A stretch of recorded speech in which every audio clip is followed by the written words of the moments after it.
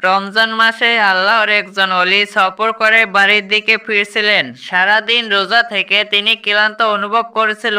এমন সময় সন্ধ্যার আঁধার ঘনিয়ে এলো।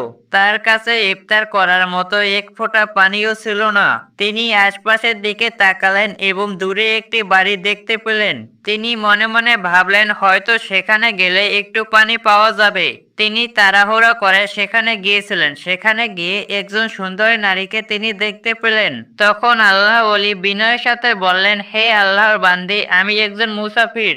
ইফতারের সময় হয়ে গিয়েছে, কিন্তু আমার কাছে রোজা খোলার মতো কিছুই নেই। দয়া করে এক গ্লাস পানি দিয়ে আমাকে সাহায্য করুন, যাতে করে আমি রোজাটা ভাঙতে পারি।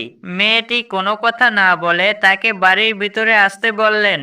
আল্লাহর ওলি ভাবলেন হয়তো শুধু তিনি পানি পাবেন, কিন্তু কিছুক্ষণ পর মেয়েটি অনেক রকমের খাবার আনলেন এবং তার সামনে পেশ করলেন।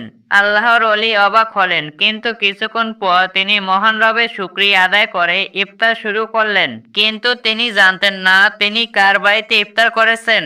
এই মেয়েটি ছিল শহরের সবচেয়ে পরিচিত এক নারী, যার নাম ছিল লায়লা। এই মেয়েটিকে মানুষ রাতের রানী নামেই চিনত। তার সৌন্দর্য আর মোহমায়া জালে আটকা পড়ত শহরে ধনী ও ক্ষমতাশালী মানুষ।